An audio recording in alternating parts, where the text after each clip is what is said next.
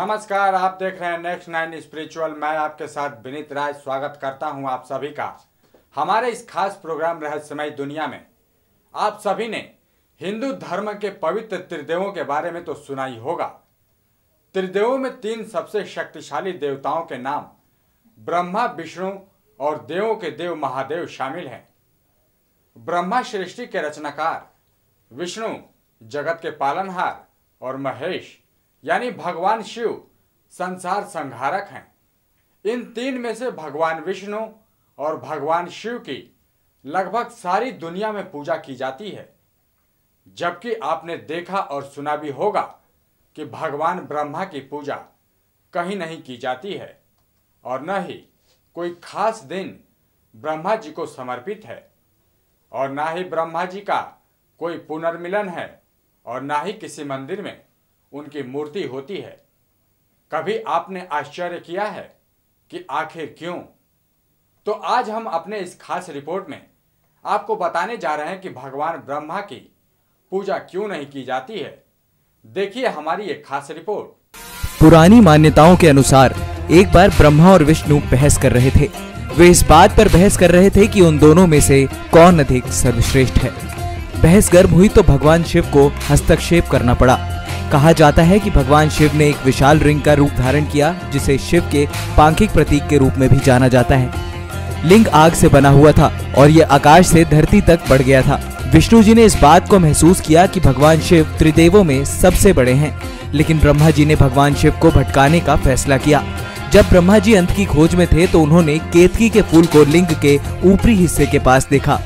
उन्होंने केतकी फूल से शिव से पहले गवाही देने के लिए अनुरोध किया कि ब्रह्मा लिंग के ऊपरी हिस्से तक पहुंच गए थे और अंत देख चुके थे। केतकी के फूल सहमत हो गए। जब फूल को भगवान शिव के पास लाया गया तब फूल ने झूठा प्रमाण दिया कि ब्रह्मा जी ने लिंग के अंत को देख लिया था। भगवान शिव उस झूठ को समझ चुके थे। फिर उन्होंने ब्रह्मा जी को श्राप दिया कि किसी भी युग में उनकी पूजा कभी भी नहीं की जाएगी। उन्होंने केतकी के फूल को भी श्राप दिया कि वो किसी भी हिंदू अनुष्ठान में इस्तेमाल नहीं किए जाएंगे।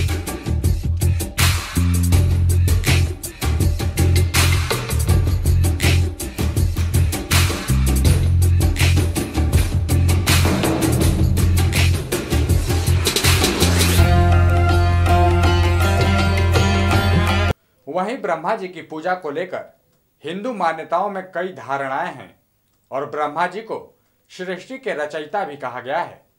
ऐसे में ब्रह्मा जी की ब्रह्मांड रचना पर कई कहानियां प्रचलित हैं। इसी तरह की एक प्रचलित है जिसमें कि ब्रह्मा जी के कई सिर और कई बातों का जिक्र किया गया है। तो आइए सुनाते हैं इस कहानी को अपने इस खास रिपोर्ट में। जब ब्रह्मा जी ब्रह्मांड की रचना कर रहे थे तो उन्होंने एक महिला देवता को शतरूप यानी कि 100 सुंदर रूपों वाला के रूप में बनाया। उन्हें बनाने के तुरंत बाद ब्रह्मा उनके मोहक बन गए और ब्रह्मा जी की नजर से बचने के लिए शतरूपा विभिन्न दिशाओं में चली गई।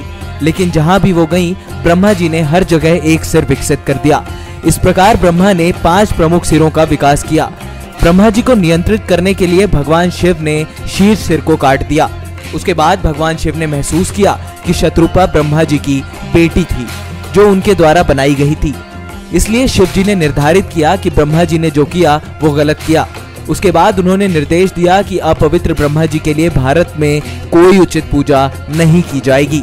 इस प्रकार केवल विष्णु और शिव जी की ही पूजा की जाती है और आराधना भी की जाती है, जबकि ब्रह्मा जी लगभग पूरी तरह से उपेक्षा की जाती है।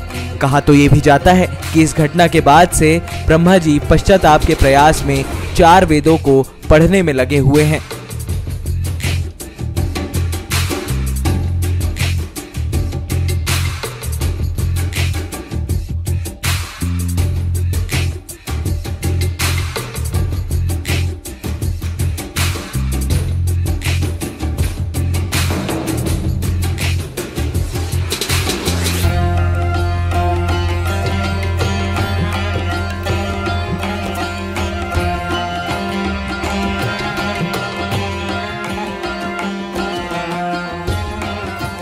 जबकि हिंदू मान्यताओं के अनुसार भगवान ब्रह्मा जी को त्रिदेवों में सबसे पहले स्थान पर रखा गया है और उनको ब्रह्मांड का निर्माता के रूप में भी जाना जाता है। ब्रह्मा जी की दिव्य पत्नी देवी सरस्वती हैं, जिनको हम सीखने और ज्ञान की देवी कहते हैं।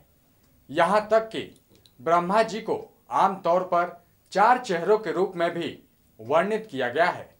संस्कृत में चतुर्मुख और तमिल में नानमुक्कन।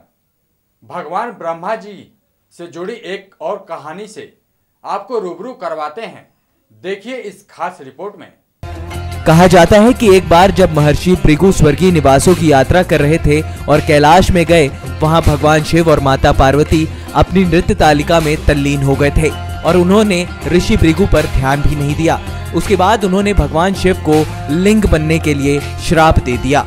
उसके बाद जब वैकुंठा की ओर रुख किया, जहां उन्होंने भगवान श्रीनिवास के सीने पर उसे अनदेखा कर दिया था, यही वजह है कि देवी महालक्ष्मी ने अपमानित महसूस किया और स्वर्गीय निवास को छोड़ दिया। तब ऋषि भृगु ने ब्रह्मा जी की ओर रुख किया, जहां ब्रह्मा जी और सरस्वती संगीत साधना में तल्लीन थे, जिसके कारण उन्होंने ब्रह्मा जी को श्राप दिया कि कोई भी उनकी स्तुति नहीं करेगा या पृथ्वी में उनकी पूजा नहीं करेगा, क्योंकि वो भृगु की पूजा और स्तुति करने में नाकाम रहे थे।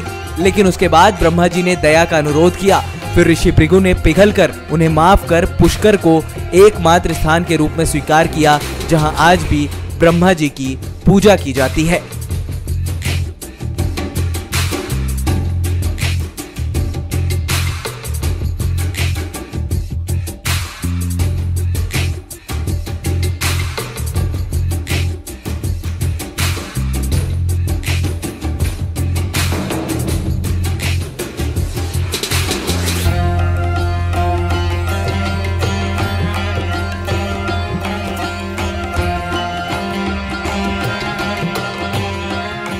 हिंदू मान्यताओं के मुताबिक ब्रह्मा जी का वर्णन ऐसे किया गया है जैसे वो कमल पर बैठे हुए हैं।